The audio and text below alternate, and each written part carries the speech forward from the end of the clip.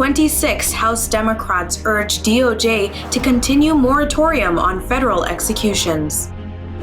White House says uninsured rate is at its lowest level in history. ACLU calls facial recognition a dangerous technology.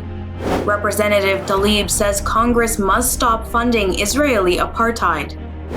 UN body says 130 million Arabs live in poverty. India about to bulldoze a whole neighborhood impacting 50,000 Muslims.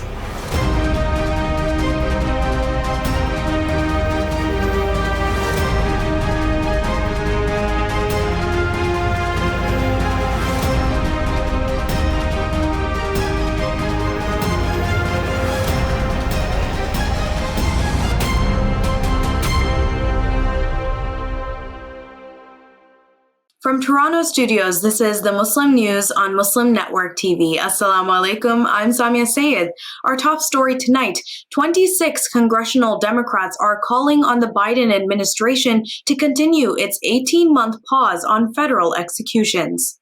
Representative Ayanna Pressley on Tuesday led the group, arguing that the death penalty is cruel, racist, and fundamentally unjust. The group is asking Biden to rescind a series of Trump-era amendments. These expanded execution methods and allowed the Justice Department to skip important regulatory steps while pursuing federal executions, among other changes. The letter was addressed to U.S. Attorney Merrick Garland and was signed by Senator Dick Durbin as well. The FBI and other law enforcement agency boosted a reward for information on the criminal who placed pipe bombs on January 6, 2021 to $500,000. The move comes just days before the one-year anniversary of the attack on the U.S. Capitol. The unknown person placed pipe bombs outside political targets one day before the January 6 insurrection. The agencies are seeking information leading to the arrest of the person responsible. The agencies have so far conducted about 1,000 interviews, collected more than 39,000 video files, and analyzed more than 500 tips, according to the release. The rate of Americans who do not have health insurance is at its lowest level in history, as enrollment tops 11.5 million, according to a White House press release. President Joe Biden said that this is a proof of his promise to lower costs for families and ensure that all Americans have access to quality and affordable health care. Right now, 4 out of 5 people who sign up for health insurance through the Affordable Care Act can find health care coverage for $10 a month or less. These lower rates were set to expire at the end of this year, Biden said. But thanks to the Inflation Reduction Act, he said his administration was able to extend them and save millions of Americans on Obamacare, an average of $800 a year. Biden encouraged people to visit healthcare.gov by January 15, 2023 to take advantage of those lower rates and sign up for healthcare for the upcoming year. Congresswoman Rashida Tlaib is criticizing Israel's plan to forcibly displace over 1,000 Palestinians, including 500 children, from the illegally occupied West Bank. She noted that 2022 was one of the deadliest years for Palestinians on record, and she called on Congress to stop funding Israeli apartheid. Tlaib tweeted that Israel is doing this with American backing, bulldozers, and bullets. The Congresswoman also shared a tweet from the U.S.-based group Jewish Voice for Peace. The tweet pointed to video footage of Israeli occupation forces destroying homes and other infrastructure in Nasarullah, an area in the West Bank. The mastermind of a college admissions scam across the United States was sentenced to 3.5 years in prison on Wednesday. William Rick Singer was also ordered to pay $10 million in restoration to the federal government. The sentencing came nearly 4 years after the scandal was made public. He pleaded guilty in 2019 to 4 charges. These include conspiracy to commit racketeering, conspiracy to commit money laundering, conspiracy to defraud the U.S., and obstruction of justice. A story on the ACLU calling facial recognition a dangerous piece of technology comes with details after the break, so stay tuned and we will be right back after these messages.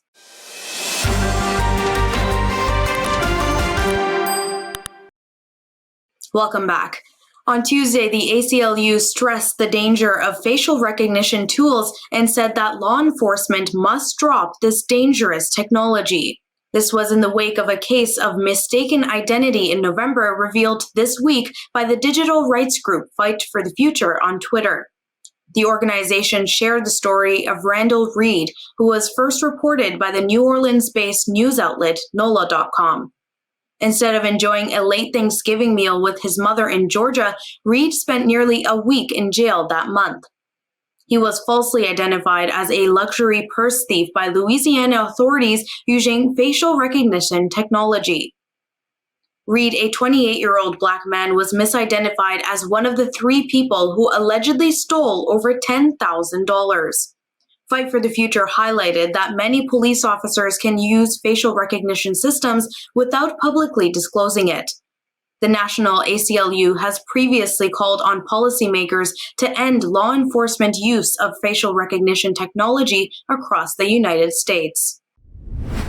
A man accused of committing a mass shooting last April on a New York City subway train pleaded guilty Tuesday in a Brooklyn federal court to terrorism charges.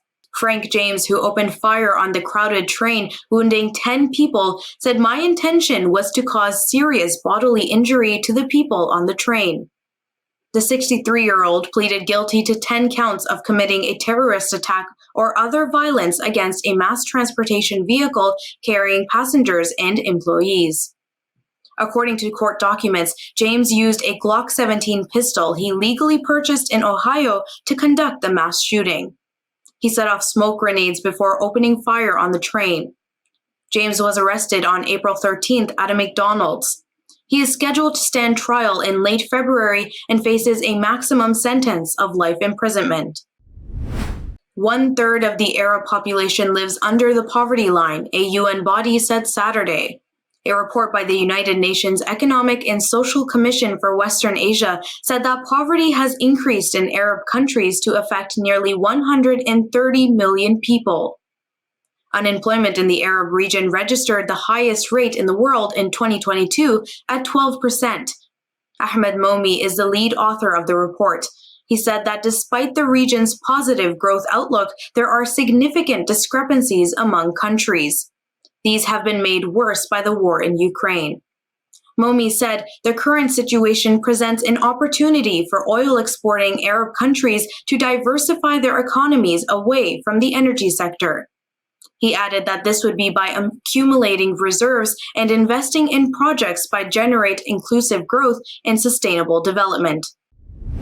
Saif Gaddafi, son of the late Libyan dictator Muammar Gaddafi, has called for opening the way for everyone to run in the country's presidential elections. Gaddafi's electoral campaign team said he is legally allowed to run for president.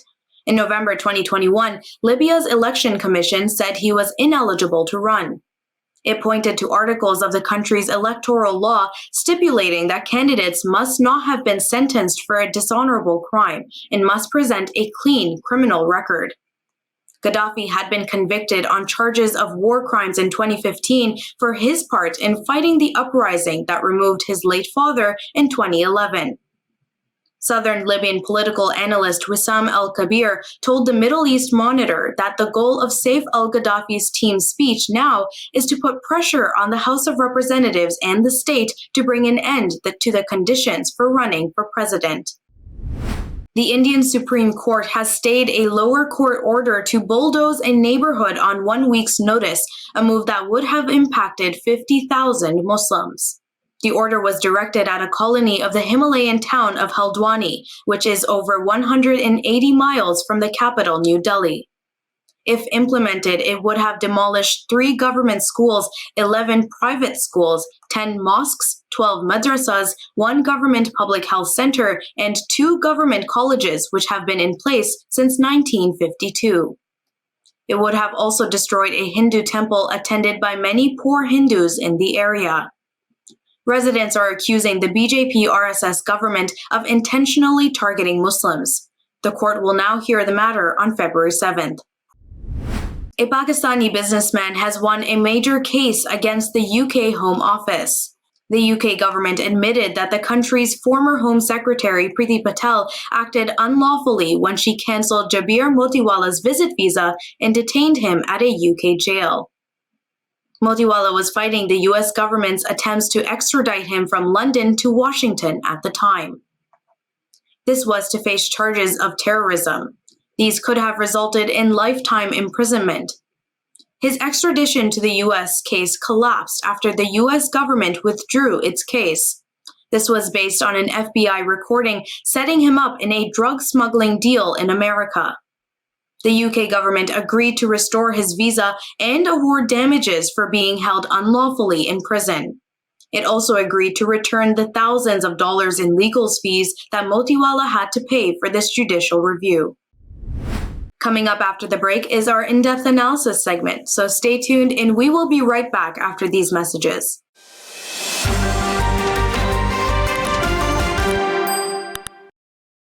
Welcome back.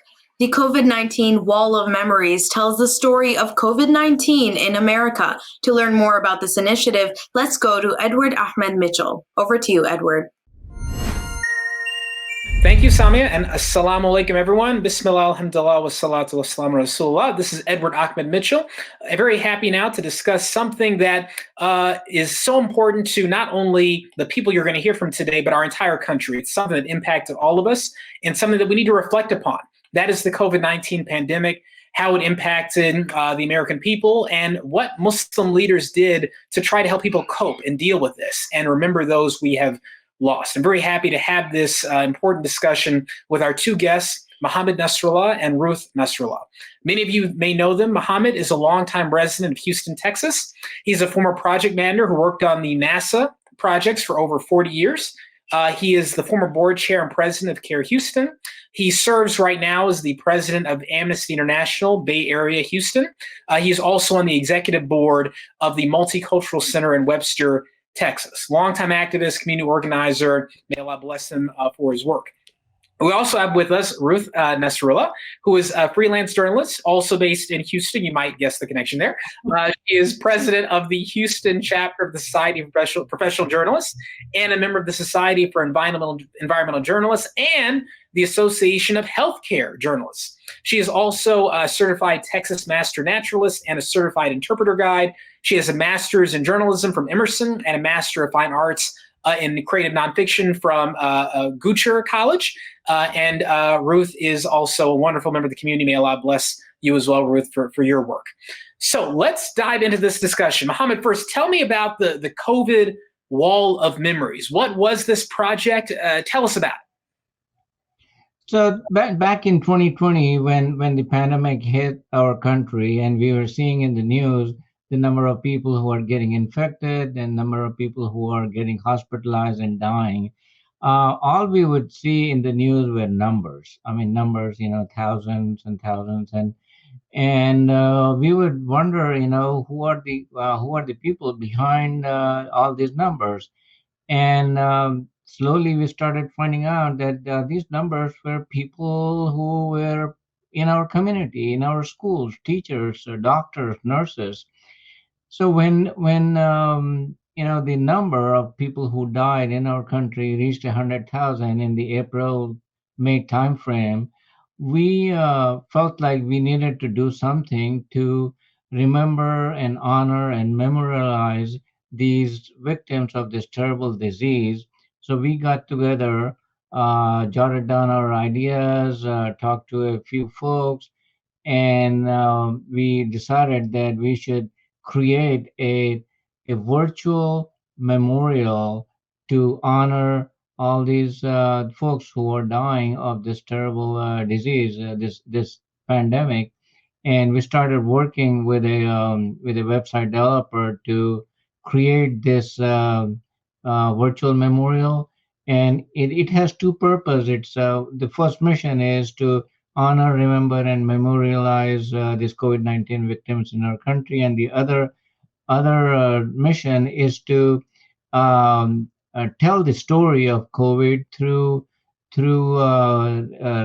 newsletters and vaccination events and blog posts on the website. And Ruth can probably elaborate more on that side of the project.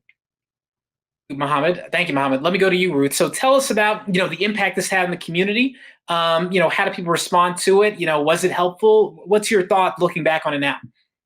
I mean, I think that it's bound to be helpful, whether people think that it would be or not, to remember the people that we've lost to COVID-19 for a couple of different reasons. One of them is we've seen throughout the course of, since March 2020, basically throughout the course of the pandemic, and its impact in this country, we've seen it become sort of a political football. We've seen it become something very divisive.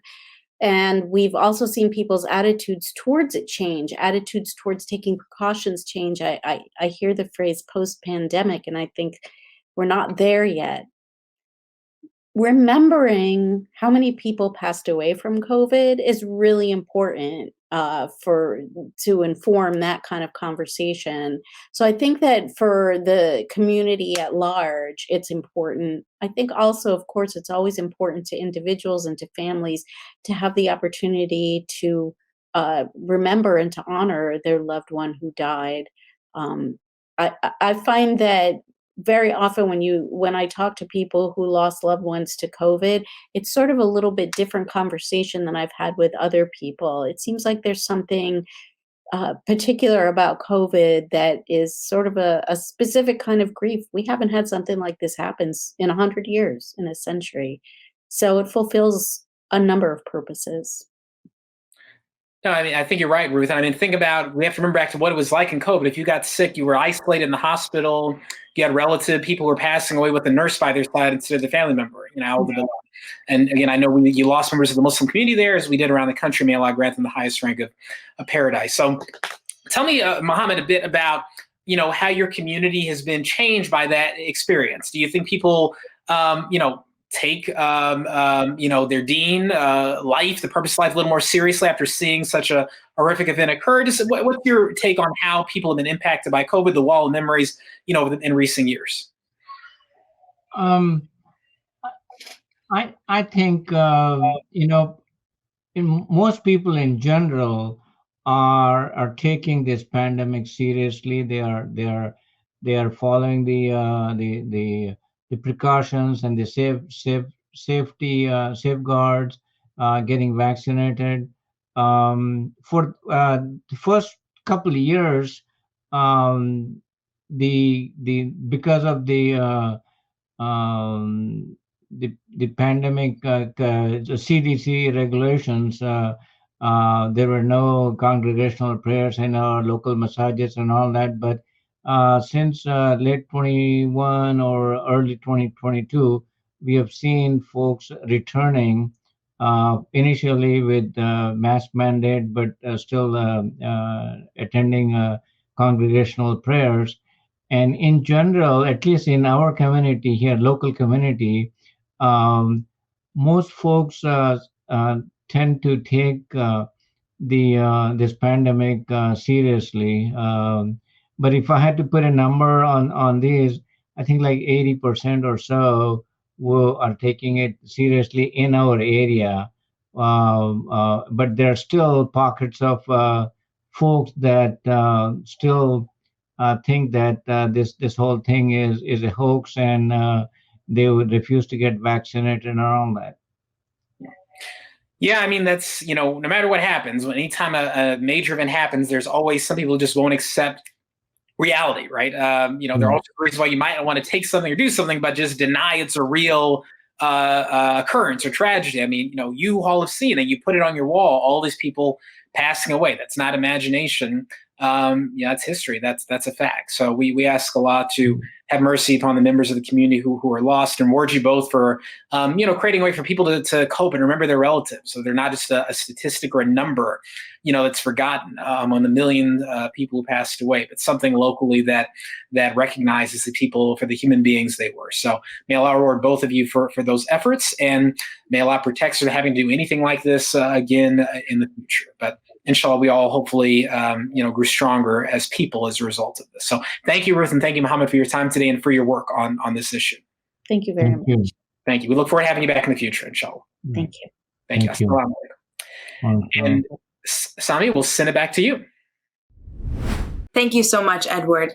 That's all from our Toronto studios tonight. Thank you for tuning in. You can find previous episodes and more on our YouTube or Facebook. For more content, keep watching Muslim Network TV or visit muslimnetwork.tv. Assalamu alaikum and good night.